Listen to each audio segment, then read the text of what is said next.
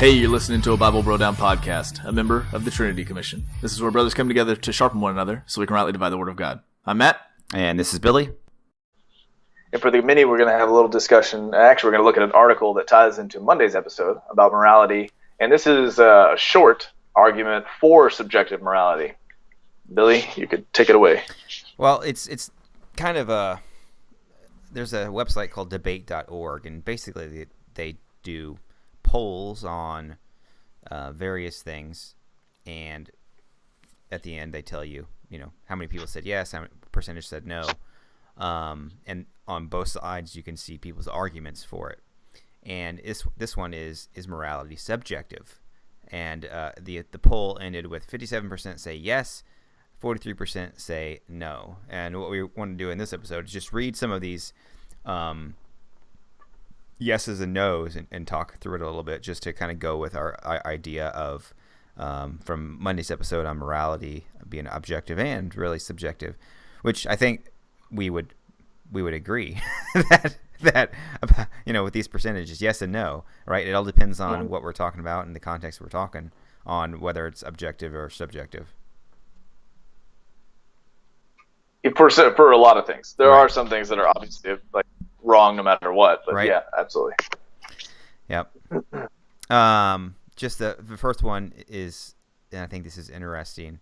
Morality is a man-made concept. It's defined by society, thus it's subjective. And they say that there's nothing called morality in nature. You can't observe morality or test it in a laboratory, so there's no morality. Yeah, that argument presupposes that there is no God. Mm-hmm.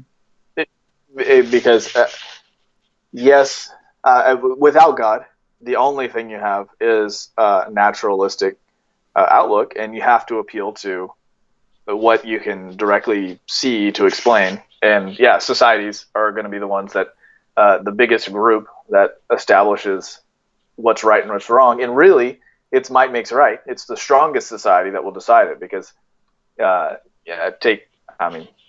in the day when empires were being built, Rome, for instance, would come in and say, this is what you're going to do.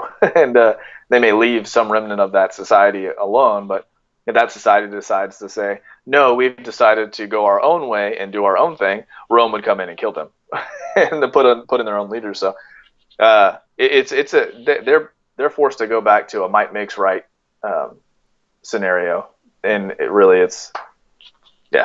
could be anything. Yeah. I think we may just stick with the yeses and talk about to see what they say, and I think that's more interesting than the nos. Another one says yes because morality has changed over the years. So that it's because morality over history and human history has changed and evolved, then it obviously is subjective. Yeah, and this is one of those things where, like back in the United States back in the 50s and 60s, society, people were expected to dress, for instance, I picture, when I think about those times, and not that I was alive at those times, but sorry, I'm young. When I see, movies and things of those times, and I look at the way men would dress going to work, or anywhere really. You dress up, you put a shirt, a tie, a coat, and you go out. You don't ever go to work in less than that. That's just what is expected. That's socially acceptable. Or Sunday church. Woo boy, yeah. You better not wear flip flops and a t-shirt on Sunday church, because you are even evil. Today. That's kind of a thing. Wicked. You're disrespecting God if you do that. Well, today, untrue. I mean, I go to the office. I work from home most of the time, but I go to an office occasionally, and there are people there in jeans and t-shirts and tennis shoes on, but that's acceptable. It's fine. So in the same way, morality on certain things has kind of social norms have adjusted in some countries to be more lenient, and in other countries, Japan for one is very strict. Those social norms are very tight. You don't do certain things in public, or you will get in trouble for them. You may even get in legal trouble for them. So it really just, they can adjust over time. But that goes back to our Romans 13 episode that we did, and where we talk about how a country is not free to violate the laws of God, because that's the standard. If they go beyond that, then they are wrong, and we should adhere to God's standard. Mm-hmm. I'm gonna do one of these no's because I think it's an interesting one. If there is at least one objective moral truth, then morality is objective. And somebody mentioned, is rape morally wrong? Say that again? If there is one objective moral truth, then objective moral truth exists. If there's only one, and this person is saying there's probably more than one, but if there's just one, then objective moral truth exists, moral goodness exists, or morality exists. Sorry, and then they said they would say that rape is wrong, no matter where you're at, no matter what culture you're in, no matter what history you're in, rape is always wrong. We would agree with that, but I could see someone, again, I'm not disagreeing with that. This is not Matt speaking. But there could be someone who would argue that under the right circumstances early on in human history, it was not right or wrong. It was maybe necessary for that situation to occur or something like that. I mean, someone could find a way to justify rape and make it not objectively wrong. Right. I wouldn't. I think it is. They can redefine what rape is. At one point at a time, one of the TV shows I'm watching, once you're married, then the husband in this show in history, the husband has absolute right over the spouse, even if they, don't want to at the time, then it wasn't considered rape. And I was thinking about your comment that you said, historically speaking, could that occur? Could you find a reason to do it? I think about Noah and his children. What if those 4 women were like, nope, we're going to abstain for the rest of our lives? Yeah, still wrong, but someone may try to argue that it is. It isn't, yeah. Right. But still right. So, yeah, and you could change that to premeditated murder.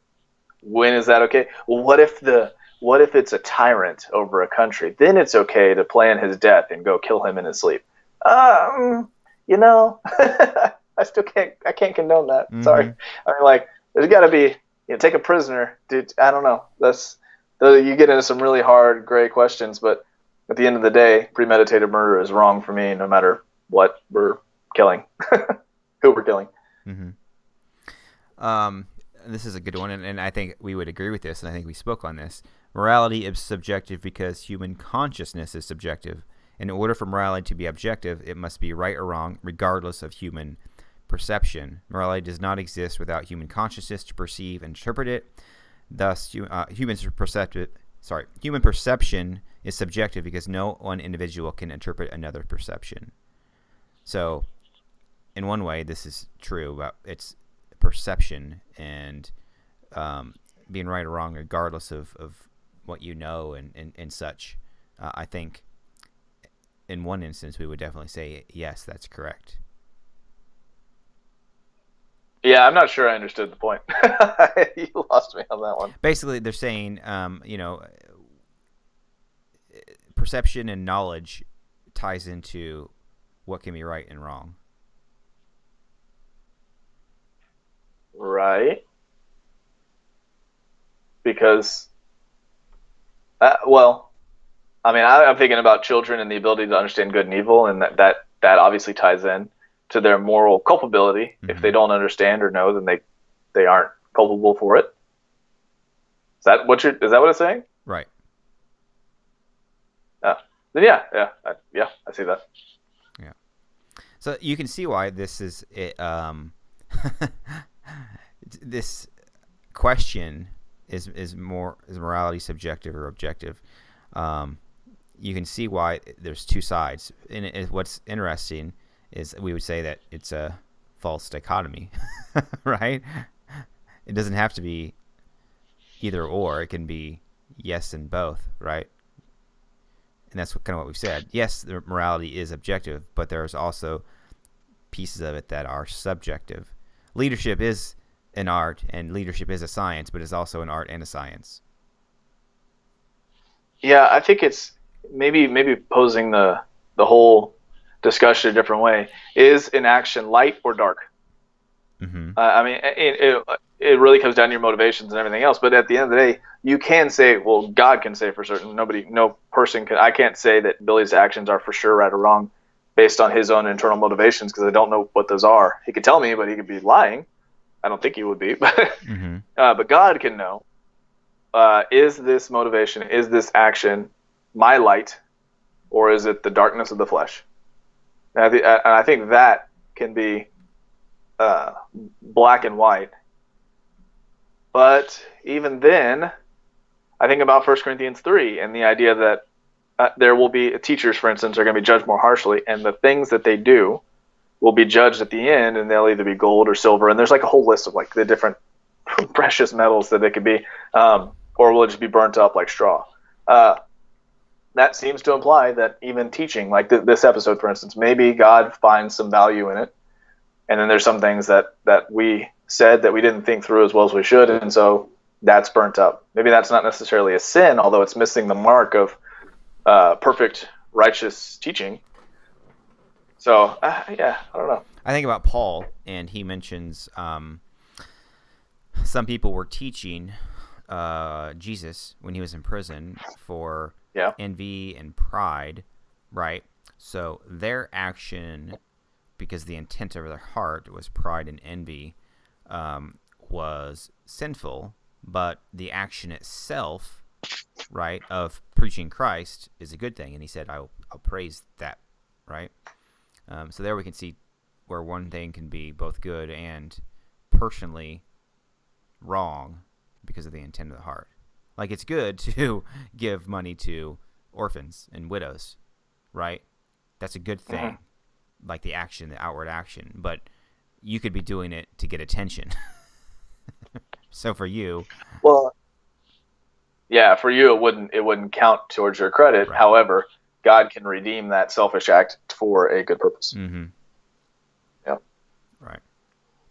I don't know. Lots of discussion. Again, if you want to talk to us about it, BibleBrodown@gmail.com, or visit the Facebook group, Bible Brodown. It's a closed group, so if you're posting there, nobody outside of the group is going to see what you're posting in case you're worried, that, I don't know, whatever you're worried about with your friends and family.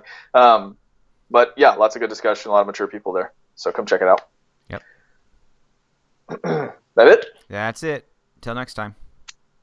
God bless. God bless.